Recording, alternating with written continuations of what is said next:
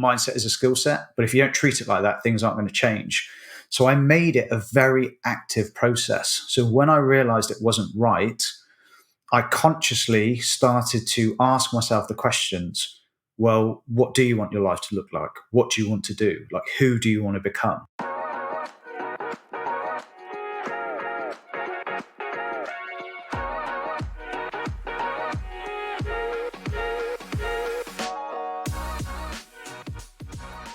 Hey, how are you? Very well. Thank you for having me on. No worries. I'm really looking forward to this one. As we were chatting just before, we've had a few exchanges over LinkedIn and Instagram, and man, I think your journey is just insane. And I know that there's like loads of really good takeaways to kind of share with our audience and like utilize your wisdom. And I think, your journey is just inspirational, man. So I really want to kind of delve into who you are, what you do, and why. But equally, before we delve into that, let's maybe start with a background. Yeah. So brief kind of background to where I am now. Grew up on a small dairy farm in the country, normal kind of school, educational journey. Then I joined the Royal Marines after that in my early 20s. Served as a general Royal Marine for a while. Then I did signals for Special Forces, so still part of the Royal Marines, but attached to the SBS. And then I did full selection and finished out my time in the military, serving in Special Forces as part of the SBS. Got to the end of that career and didn't know exactly what the next step was. So ended up working for a management consultancy in London, realized very quickly that that was definitely not the path, which set me on to, I guess, really asking what it was I did want to do. And it was during that journey I figured out it was business in some form, so working for myself. And through lots of ups and downs and failures, which resulted in basically being stone broke, and myself and John, my business partner, both ending up living back at my parents for a period of time to kind of start from scratch. We started the Natural Edge, which is what we run today. And again, lots of ups and downs with that journey. But after 5 years, we really now concentrate on, and our, I guess, specialist area is mindset and performance. So helping people really be the best version of themselves, whatever that means to an individual, so that they can get the most out of life and enjoy life. Amazing. So tell me a little bit more about like mindset and motivation. And obviously, like there's got to be a lot of crossover between like your military career and kind of what you learned there to the lessons that you kind of help your clients with today.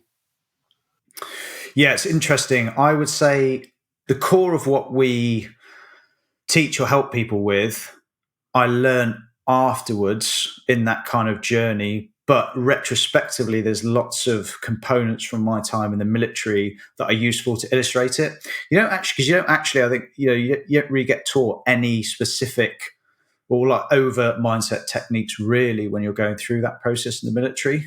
There are things that you take away from that, and looking back on it, for example, there's a saying in the military called "no cuff too tough," which really links into growth mindset. So in the military, no cuff too tough is basically, even though you'll just make it work, even though you don't have the exact tools or things are going wrong, you just find a way. You'll work around that problem, as opposed to just seeing it as some huge stressful difficulty that you turn away from. It just becomes a challenge that you work through. And in a clinical sense, that's growth mindset. So a fixed mindset is where we decide that we have a finite amount of ability, for example, in a certain area. And when we get to something that we can't do immediately, we give up on it, as opposed to seeing it as just part of the process, and getting it wrong and failing is part of that. And if we keep expending effort, we will improve, as opposed to a fixed mindset, which is a kind of very finite. You can either do it or you can't do it. And so it's things like that. It's looking back and seeing that actually a lot of these, the principles that we teach can be illustrated through experience in the military, even though I perhaps didn't have, I guess, the deeper understanding of why that worked, why that was effective at that time. The thing that I'm interested in digging in a little bit more, because like that ability to kind of push on through and understand that in order to grow, you are going to face challenges. Looking at that moment in time when you were working in the city and you decided, no, this isn't for me, and you kind of went back and, you know, started from ground zero again, like back with your parents, but still continued this journey. I spoke to somebody yesterday and we talked about this crossroads moment, and it was almost this feeling that this is what we have to do.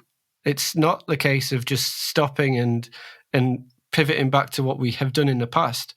When you kind of have this kind of awakening moment, this crossroads moment, this juncture in our lives, you ultimately come and decide that actually there's no better way. This is the person I am today. This is the journey I want to go on. What was your view and opinion of that particular experience, that particular time? Yeah, and I think the people that persist understand themselves. That's the key point with it. So everything always comes back to identity.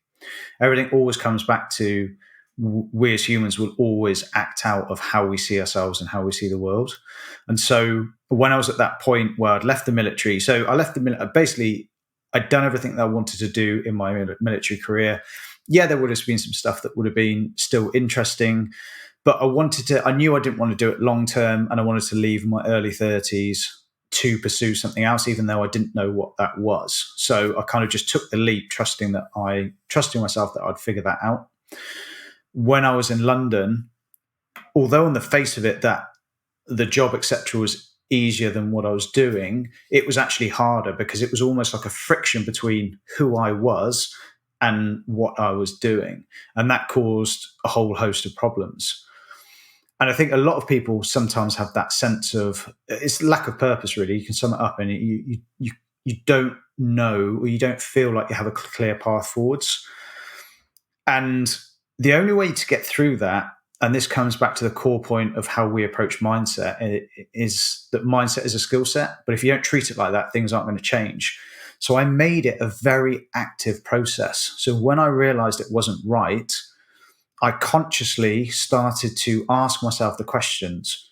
Well, what do you want your life to look like? What do you want to do? Like, who do you want to become? And I just carried a notebook, and I was constantly every day scribbling down ideas around that. And so we will always look for opportunities and find answers depending on the information that we are feeding us, like what you're feeding your subconscious. So it's, a very basic example of that is when you can't remember someone's name and then 3 days later you remember it when you're in the shower or something. And the reason that happens is because you've basically been percolating it in your subconscious, and then in a period of downtime, like you're out for a walk or in the shower or something, you're like, it was John or whatever the name was.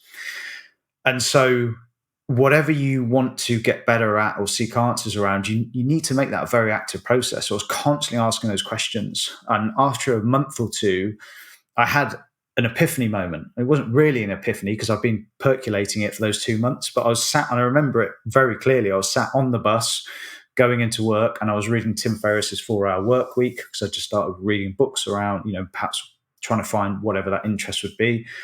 And it was a moment of it's business, and specifically online business. I was like, yeah, that really speaks to me. That taps into a desire for freedom, being able to work from anywhere from a laptop, which will give me the ability to do all sorts of other things with lifestyle, outdoor, very active. And so I was like, yeah, that's it. That's brilliant. If I can make money doing that, perfect. So, and from that moment, it was almost the same as when I was in the military, or the build up to the military, sorry, when I was teenager, etc. I always knew I was going to join the military. So it's very clear, very clear path. And from that epiphany, I was like, this is the path. I didn't know how exactly it looked. And it's taken 7 years to basically really clarify that to the point where we are now. But from that instant, I knew in some form or another that was the path. And then we were just on the journey towards it. So with anything around mindset, it has to be a very active process. And we always use the analogy, you wouldn't read a book on diet and expect to lose weight. And yet that's how people treat mindset. Generally, people only tend to think about mindset when things are going wrong and they wish they could be more confident or whatever it is, or less anxious. And when they do want to make changes, they don't have a way, or they don't find ways to practically implement strategies on a consistent enough basis to create that change. So essentially, to get stronger, you have to put the reps in on a daily basis. You have to lift weights. It's no different from your mind. And if you think about it, it's bonkers to consider it any other way. Like, you're never going to change ingrained neural pathways or behavior patterns without every day having a way to put strategies in place to achieve that. It's just not going to happen. Yeah, it's like the habits, isn't it? Because we're often ingrained and often entrenched by some of our habits. So like the best thing to do is like focus down and double down on those habits and see, well, what is actually serving this kind of journey that I want to go on and want to drive forward? What does my future look like? What do I want to kind of envisage and create? And ultimately, how do my habits and the consistencies that we have in life, be that training or be that just like the growth mindset and what we want to go and accomplish, a lot of that, you have to kind of take the time to pick that apart really and understand what is serving you and what isn't. Mindset is, I agree, it's so underappreciated in the ability to assess oneself in order to kind of grow and evolve. And you kind of hit the nail on the head anyways when you mentioned on your website about the 90% of the people that you work with, ultimately they say that they've got it down on paper, they look great and they should be happy, but they're not. There's always that like thing in the back of people's minds is chipping away at their lives of what might have been. And like tell me a little bit more about the clients that you're working with and the typical challenges that they're going through. And then equally, we haven't mentioned your business partner, so I'm intrigued to delve a little bit more into your business partner and the relationship there. Yeah, we don't talk about him, mate.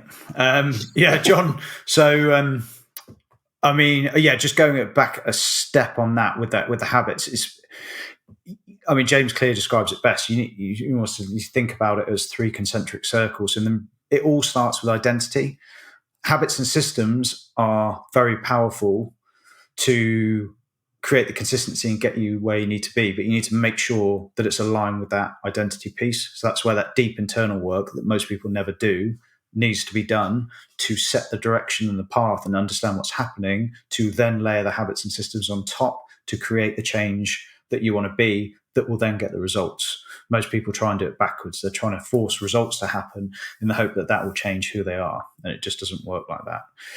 Yeah, so John, who I run T&E with, so we served together in the military. And then when I was in London, I realised that, this just wasn't the path, and kind of realised business was. And I knew John was thinking about leaving. I basically said, you're going to hate having a job. Let's start a business. But I wouldn't work with anyone else. So I'd just do it on my own if it wasn't with John. I think, the person that you work with in business, it's you need such a unique relationship. I've got a lot of very close friends. I wouldn't work with any of them, but John and we're basically one and the same person. Like, it's just in a quite weird way. If you talk about that other like soulmate or something, like John and I are the same. It's that kind of rare find in life. We've now known each other for 10 years. Everything is aligned. On this business journey, our finances are tied up for years now. Our finances have been one and the same, and there's never been a fallout ever in the entire time that we've known each other. And I think to have that level of trust, you rarely get that. What's beneficial, or just by coincidence has worked out well, is we have very different skill sets that perfectly complement each other. So I like writing and doing the content side, though it wasn't always that way. And John is like anything technical. Basically, if you think it, he can code it. So we have very good strategic vision together. And then when it comes down to splitting the work up, it's like I take all the content and that sort of networking and that interface and the public facing side of things, and anything technical, he is all over it. So it just works very well. So we're going to dig into a little bit more, but what does the actual journey look like for the next couple of years for you guys? Like, what is the ultimate goal? Because you've started the journey of coaching, but what's the aspiration?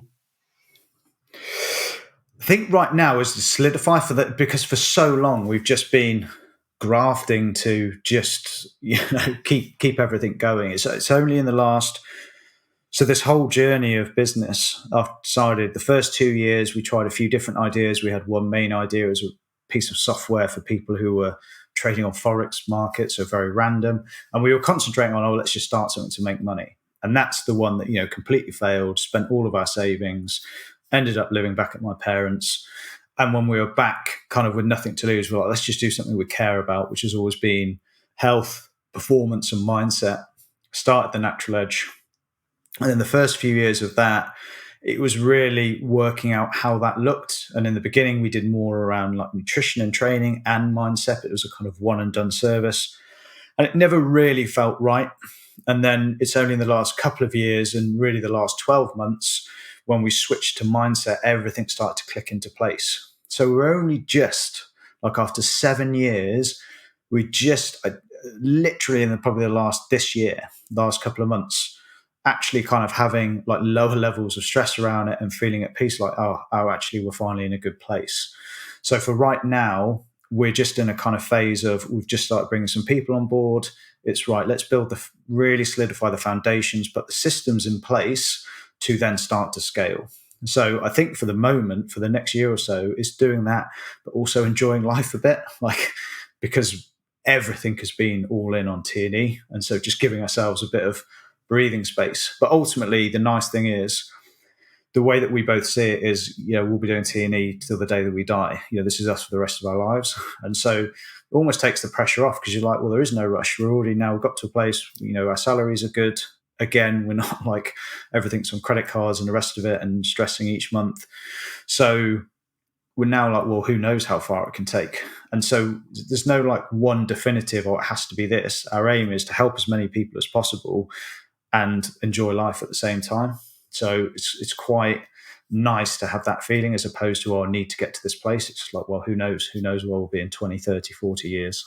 Yeah, and that's the best attitude to take, right? You always be chasing yourself rather than chasing others, like looking ahead and seeing how far you can actually go. You mentioned failure in there, and like the 7 years. Like what was the realities of that, like the building phase that you've had to go through, and kind of maybe what was the biggest learnings and also maybe the biggest challenge that you faced?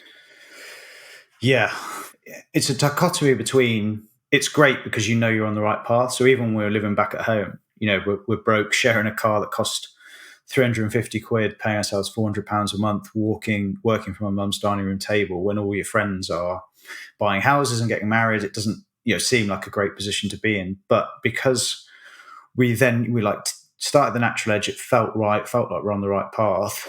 Life feels good again. That's not to say it's easy, because you definitely still have those stressful times, and it has been for most of this journey, month to month, hand to mouth, can we pay ourselves, which is hard. That definitely can be hard. And when you go through stages as you do, when things just don't feel like they're working, it's really tough. But what we've always come back to is, well, what else are we going to do? We're lucky in that either of us could tomorrow, if we needed to, go and get a job in what, even if that's working McDonald's, whatever it is, we could go and get a job. And so it's like, well, what's the worst that's going to happen? We're not going to become homeless or the rest of it. There's always a backup. And also it was, well, we don't want to do anything else. So why wouldn't we just keep going and push through these tough times? Like, this is the path for us. And we've definitely learned some key lessons. A big one was basically 60% and go. So it was I think it's the founder of LinkedIn. I think it's Reid Hoffman. And I can't remember exact numbers, but basically he said, when you put something out, a piece of work, whatever it is, if you're kind of happy with it, or it's, you think it's 100%, then you waited too long. His basically mantra was, just get it out there and iterate from the feedback. So 60% and go. And that's something we've become better and better at, because you can spend all day designing, let's say, a website that you think is perfect. I guarantee once you put it out, the market will dictate actually what it needs to look like. And so just get a first draft done, get it out and get feedback, and then iterate. The faster you can do that, the faster you make progress. So we're now very good at just getting something to a point of good enough, and then just get it out, test it and refine it from there, rather than, I don't want to put this out because what if I get judged, all the rest of it. We've got to let go of that fear. And again, it is a belief shift. And then also coming back to, which is a mantra we use through a lot of our coaching, and it was something through the military as well, is just everything's a process, and you can't bypass that. So it really is that everything's a draft and an iteration. And so you just almost have to become at ease with that, because there's always lots of things to do. There's always things you want to improve. And you just have to come back to, it's just a process. It will get there. If as long as we stay aligned with our core values and the systems and habits that you're talking about, then it will work and we will get to that point. But it is just a process, and not getting hung up on the results and putting most of the focus on the process. Yeah, exactly. It's that ability to look at what we create and what we actually build and put out into the world. That, you know, as long as the ratio between consumption versus creation, we're actually creating more than we're consuming. Like an understanding that what we are providing in form of content is something that will iterate over time, that will change and evolve over time. Then, yeah, like just being comfortable in that open loop of constant feedback and constant, refinement, because not only are you refining your content, right, you're also refining who you are as a person and kind of ultimately what you want to become and how you want to drive that journey. So yeah, it's really interesting, like listening to what you have to say, because when you go on to talk about how you've helped thousands of people become more resilient, confident and courageous, that lies in the journey that you both have had for the last 7 years. So kind of you are the perfect examples of people to work with and partner with, because you've been through the darkness and now you kind of come to the light at the end of the tunnel. So tell me a little bit more about, your 3 pillars of living with purpose, forging true confidence, and how people can feel happy and fulfilled. Yeah. So the core of it, the purpose piece and even that true confidence, everything comes back to kind of, as I said, is identity. So essentially, the more that you understand yourself, the easier life becomes. So most people just live in their thoughts and emotions. They just get caught up in whatever it is. And they're not able to step back from that and understand what's driving them. So they don't understand the beliefs that are driving their reactions. And they also don't have a way to really change it even when they have that information. And so this identity piece, for example, why does one person find a joke funny and someone else offensive? Why do you wear the clothes that you do, visit the places that you do, hang around with the people that you do, watch the TV that you do, style the hair that you do, everything, all of it comes down to how you're seeing yourself and how you're interpreting the world. And that's what's really key. It's not what you see, it's how you're interpreting it.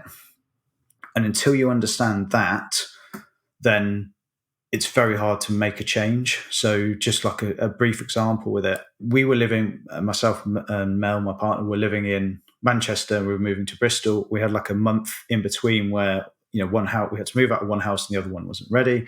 And so we spent a month with my parents.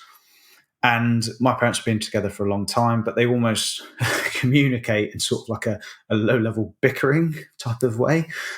And the first couple of days, Mel was a bit on edge. She was like, "Oh, am I about to witness a divorce here?" And I'm like, "What are you talking about? They're just discussing breakfast."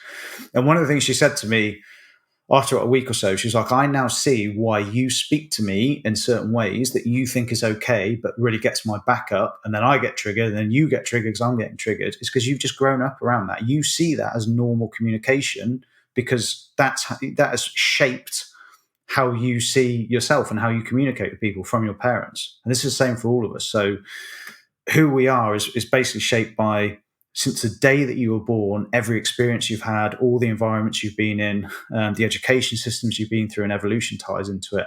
And that has shaped who you are and how you see the world. And like I said, you'll always default to that narrative. But unless you understand, like say when you get triggered by something, there will always be a belief around that. It's never usually the surface level reason that you think it is. Until you can understand that and be like, okay, that's why I always react like this. That's why this always pisses me off, or whatever it is. And then be able to step back from it, be like, right, okay, I understand that. That's just a belief, but it's not the truth. And then bring some perspective to it and be like, right, okay, I'm going to choose to act this way or change my behavior this way. And you won't do it every time, but the more that you practice that, the more you will move towards who you actually want to be, rather than just living in these repeating patterns of behavior. So most people stay stuck in those cycles because they don't know how to get deep enough to really see what's happening, and then they don't have a way to change it. So everything comes back to that identity piece. Like it's why, you know, the example I use in my own journey, people think the military is hard. The military is the easiest job in the world if it speaks to who you are. Like, honestly, it's the easiest job. So, okay, set aside, traumatic things happening. We're just talking about, the daily job, or even on operations. Like operations, again, leave aside anything PTSD related. It's the easiest life. So hard things are easy because it taps into who you are. You talked about David Goggins. It's not forcing himself to do what he's doing. For most people, that would be shit because that's not who they are. For him, it's easy because it really taps into his identity. When I moved to London, although on the face of it was much easier, it was very hard for me because it did not align with who I was at all. Going back to being broke, living at home, back to square one, but starting T&E, it was easy again, even though the situation was hard. So you have to really understand, and this comes back to the more you understand yourself, you need to set your path and your goals in line with who you are, not other people's or external pressures, because that's when it doesn't feel right. If you're trying to do something that just because you think you should be doing it, as opposed to who you really are, then life feels really tough.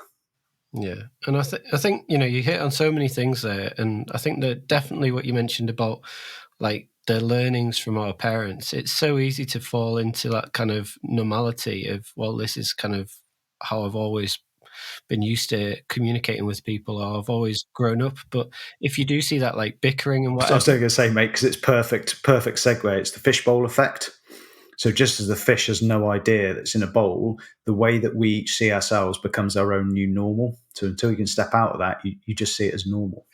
And you have to have a certain level of like bravery and the ability to reflect on who you really want to become, because it does require a breaking of those intergenerational fibers, because they do pass down through the lessons of your parents what you ultimately become for a proportion of time. And you're right in what you said, that a lot of people don't know how to kind of get out of that fishbowl. But when you're able to kind of reflect and go, well, actually, what I want to become is this, and how do I kind of ultimately drive the actions to allow myself to get to that point in time, it is kind of a little bit selfish, because you focus on yourself, and there's a lot of, you can listen to the world around you and people saying, oh, well, why are you doing this? Like, this, what are you hoping from this particular venture? Or like, why are you podcasting? Or why are you setting up a new business? Or whatever it may be. But it's just because that in our heads, when you've taken the ability to reflect, it's actually, well, I want to actually pursue happiness. I want to pursue who this person is inside, that like has been quietened for a proportion of time.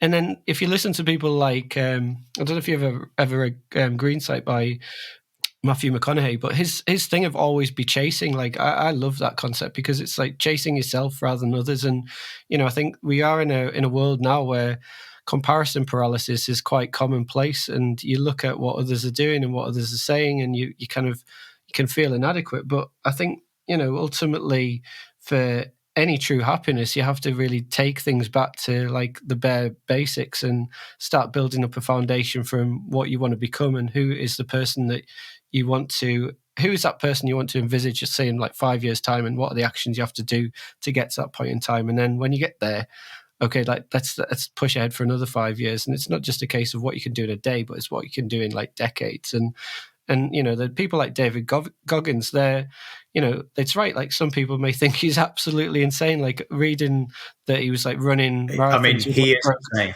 He is a bit insane, but like running marathons. Let's be clear. He's mental. He is like a complete outlier. But I'm not saying his ethos isn't good, but he's still mental. Like he's absolutely bonkers. But he's running his own journey, right? He's pushing ahead in what he wants to pursue, and but yeah, he's running ahead in what he wants to pursue, and like that's the foundation. If you look at any person that's on a particular growth journey, it's the fact that they don't want to stagnate, they don't want to be fixed in their mindset, and they want more. They want to kind of dream more, do more, and become more. And I think that that's intriguing, because kind of when you look at things like imposter syndrome and self-talk, like it's how we actually communicate to ourselves before we communicate to others that has a lot of impact. And like we can stand still and let the world pass us by, and years, like, time doesn't stop. So it's ultimately what we do with each moment that counts. And like, I was intrigued to get your thoughts on things like comparison paralysis or imposter syndrome per se, and the ability to like utilize the self-talk to ourselves to kind of remediate against some of those negativities. Yeah, I think the key point, you hit a nail on the head with, it's for each of us, it's our own journey, and key within that is understanding it doesn't matter. Like, it doesn't matter if you want to strive for massive things. Let's take two examples. Someone who, I don't know, they work for the council, doing whatever, doing the roads or something, got a strong relationship with their family, their partner, and good social with their mates, and they just living that, what you just normal in inverted commas life, versus, I don't know, a CEO striving to build a massive business, works all hours, is miserable, doesn't spend time with that. Fact, like, at the end of life, who's won, if there is, there's no such thing as a winner in that sense, but all we're looking for is happiness and satisfaction. So it's remembering that it just doesn't matter. It doesn't matter if you've been in special forces or a bank clerk or no one cares. No one will care. You look at any studies on palliative care, it's people always look back. It's the experiences you had and the relationships that you built over your life. It doesn't matter about money in the bank or the external metrics, except what matters for you. And so exactly what you said is finding that path. But a lot of people find it hard to do that. They think they should be doing certain things, and especially in the cultures today where it's all the motivational stuff of strive to be this or that. It's like, I mean, most of it's just bullshit, throwaway quotes, but it comes back down to just that understanding of self. And so, I mean, imposter syndrome, I think it's really opened my eyes with coaching over the past few years, the amount of people we work with who are very successful, own businesses or management positions or whatever it is, but still suffer with that self-doubt and imposter syndrome. And again, at the core of it, you need to understand what's driving that. So what is the belief around it? Why do you have a belief that you shouldn't be in that room or you're not good enough? And most of the time, it does link back to those earlier experiences in life, and we just hold that belief with us.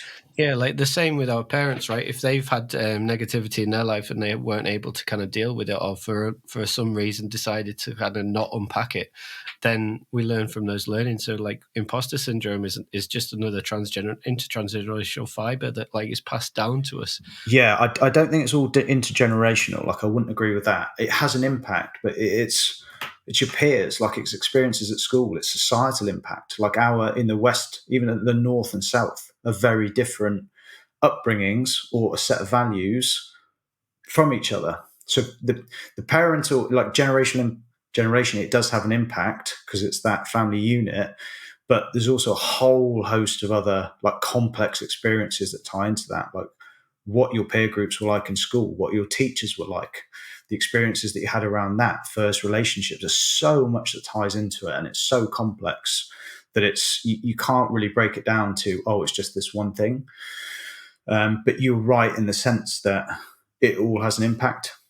Yeah, like I think it's, you can take some elements, like I was saying about the learnings from our parents, but equally not passing the blame is what I was going to go on to talk about. Like, you can't blame others for your own circumstances. Like, at some point in time, you have to take ownership of your own reality, and what you do with that ownership, what you do with that time, what you do with the actions that come from that, ultimately dictates who you're going to be in the future. Because, like, there's a lot of us, you talk about conquering fear. So I think, bearing in mind, we talked about imposter syndrome, a lot of the difficulties and the challenges that people perceive are not only are mental, but equally that they're fearful as well. So how do you support your network, your community, to conquer fear? Again, it comes from understanding what's causing that. Everything starts with awareness. So you need to understand what's causing that fear. Like what's driving it, what are the thought process, what is it you're telling yourself about whatever it is you're afraid of doing that is causing you to not take action because you're fearing it. And once you have that, it's understanding that fear and discomfort aren't going to go away. Often people have a belief that to be confident or whatever it is, you need to get rid of fear. And it's just not the case.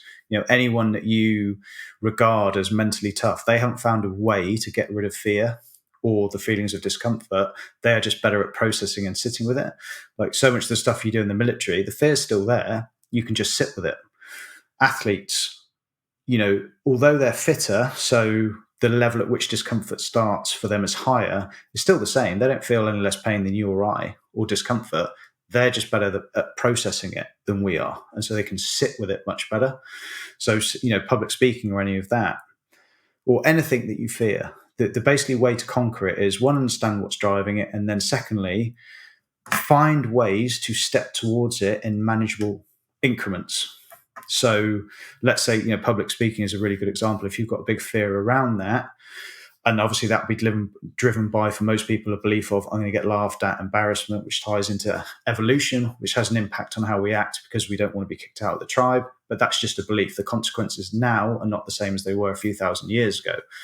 So bringing truth and perspective to it, that's not the case. Okay, the truth is I can do this. Doesn't matter if it goes wrong, but finding ways to incrementally do that. So maybe you just do it in front of your partner first and learn to sit with that feeling of discomfort.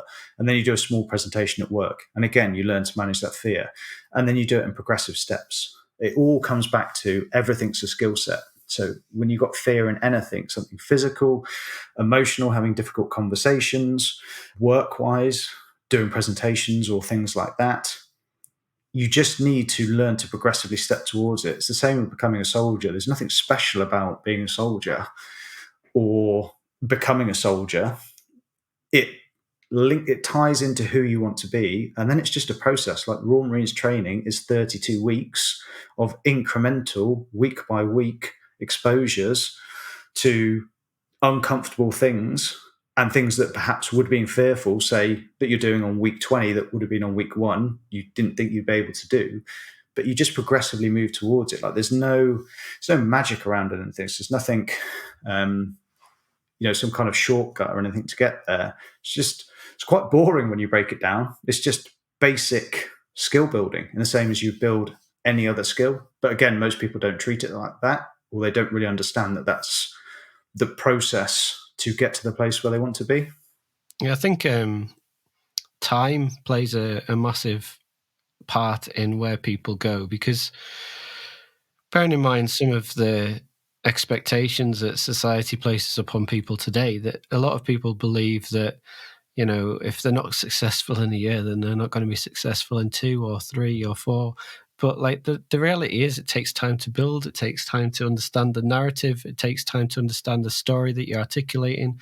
And it takes time to kind of learn to lean into our fears, learn to lean into our discomforts in order to kind of fight through them. And I do find it troubling, I would say, in respect to where a lot of people are at the moment. I honestly believe people give in too early. And, there are things that push people to kind of stop. There's there may be family, there may be money. There's a multitude of reasons to stop. But like, when we actually look into the detail of things, if you know what you're doing is right, then even if it's a case of you take a job on the side to kind of pay your bills but continue anyways, like there are ways around it. It's just you have to kind of be able to kind of go beyond that breaking point. So when you were talking about discomfort, a lot can be said, I would imagine, about like the day-to-day discomfort of Royal Marine training and kind of getting used to the sleep deprivation and other pieces like that kind of can massively impede people's judgment. So yeah, like what was that like? And do you think a lot of the work in respect to the reflection piece of fighting discomfort, supporting people to kind of break through that breaking down process, do you think a lot was kind of founded in your own experiences of the military and what you went through, or was it more so the 7 years of challenge that you articulated earlier on? I know I sound like a broken record, mate. It's just the clinical thing of understanding identity. Like it really is as simple as whatever what you were talking about there when people give up, you can have it on it. You almost think of it as a graph, as in the more you want to push yourself in something, or the higher expectations you set, the higher you want to perform, the more it has to mean something to you. That is how you get through that. So there was an interview that I read around, it was a Olympic coach was asked what's the difference between, once you remove, say, genetics and all those kind of bits, what's the difference between those athletes that really excel and those that don't? He's like, it's the ones that can sit with a boredom, do the boring things day in and day out long enough to find that success. And the only people who would do that is because it is so aligned with who they are that they'll get through it. Like the people that pass, when you turn up the start line for special forces, everyone there is physically capable of getting to the end. They've all been through hard, arduous courses, Royal Marines training, parachute regiment, whatever it is.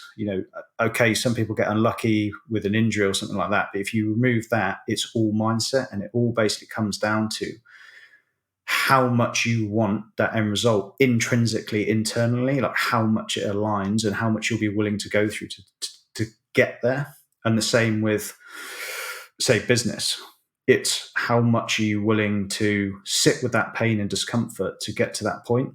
So that's really at the core of it. So when we teach people, it's not like, because it doesn't matter. Like the experiences that I've come through are good to illustrate it.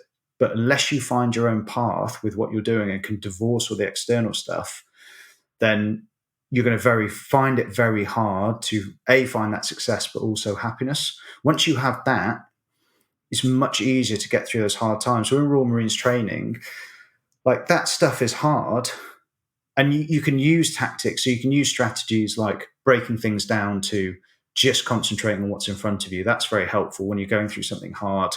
Looking, say if you looked at the whole 32 weeks, it becomes overwhelming. But if you just focus on, all I need to do is get through today, or I just need to get through the next hour, and breaking it down into those segments, that's a very helpful strategy layered on top of the foundation of, this is who I want to be. Like whenever I was in the military, never once did I have that thought of quitting, no matter what happened, whether it was through selection or that training, because it tapped so strongly into the identity piece. And that's how you really get through those hard times. And those strategies, like I said, you can definitely use strategies that make it easier and can help with that. But at the core of everything, it's that understanding of self and finding that path for you. Yeah, definitely. That ability to remain consistent no matter what, and to kind of show up every day and like understand that, like, you may today may be challenging, but tomorrow's a new day. It's true. Like a lot of when you are growing from a business stance or individual stance, whatever it may be, a lot of it is dull and monotonous. You have to kind of, go through these repetitive cycles. But I think that it's kind of like if learning to play guitar, like you build up calluses on your fingers. The more you play, the better you get, and the easier it becomes. And we are building up almost this like you could do it an analogy upon like armor or whatever it may be. This kind of like battle suit or whatever it may be that you want to have around you as like a the training or whatever it may be. This ability to continue to grow, it's often founded in the most repetitive of tasks, but we're learning within those tasks. And as long as we're taking learnings from each day, and as long as we have the ability to reflect on a week's time and look back and see, well, what did we like from that particular week and what didn't we like, what can we evolve, what can we change, and always, as like you mentioned earlier, about always iterate. Who knows what the future holds for any of us, but that is a far more interesting journey to take than a one where you go to an employer you hate and you take a salary that is paying the bills, but like, what quality of life do you have? Like, there's a lot of people that really struggle at the moment in things like epidemics of isolation, or there's an awful lot of issues in respect to mental health. But like, a lot of it comes down, what are you pursuing? Are you pursuing profit, or are you pursuing happiness? Like, at the end of the day, if you're happy, you do great work anyway. So profit and money becomes a byproduct of what you do. But I think the individual person, like, we have to take ownership in our own lives, and we can look and admire from others. And we talked about at the very beginning about the ability to kind of interject. Like, I take inspiration and solace from an awful lot of people, and I'm a big admirer of their journeys. But ultimately, the actions come down to me. I choose whether to go out on a run. I choose whether to get in a peloton in the middle of the night. I choose whether to kind of show up each day, and I choose the pathway that I want to follow. And you have to be able to like take inspiration from others, but pair it with action. And when we're able to do that, then when we look back in 5-10 years time, then we'll look back on a journey that's a different pathway that often other people haven't taken, but something that we're really proud of. I think the hard thing with that, it's very easy to say those things when we're in a good place, and we work with a lot of people that people just need a right process, because sometimes until you figure out, like, mind's so complex, psychology is so complex, and so unless you can figure out, we call them bound natures, like why those cycles are happening, and then start to make some changes there, it's really hard to get to that place of taking that action. Like, it's not the logic. Most people logically know what they need to do. They want to be going and doing those things. It's not out of laziness. So choices are very. Everyone likes to think they're making logical, conscious choices. You're not. Like, even positive ones. It all comes down to, and the research is very clear on this. A good book to read on it is Thinking Fast, Thinking Slow, and it basically goes into lots and lots of experiments and the whole psychology around. It's not you're defaulting to those narratives again. It's why heuristics exist. It's why stereotypes exist. So when you're making those decisions, that decision is actually far deeper than this conscious level. So even the positive ones, is a deeper reason behind that. So until you just unfigure some of that stuff, it can be hard to get to that place where, okay, I do go and get up and do that workout and all the rest of it. And even with the job piece, it doesn't necessarily mean, I think people get caught up and they think they have to make massive changes, they have to change careers, etc. For some people, yeah, exactly. That's not the case. It may be that it's just figuring out a hobby. It's coming to that kind of place that, okay, I don't love my job, but it pays the bills and it allows me to support my family. And then it gives me the ability to do this outside. And that's where I find my fulfillment or satisfaction. I think sometimes people think they have to really take those massive steps, but it doesn't necessarily have to be. There's lots of different ways we can get to that same place of happiness and satisfaction.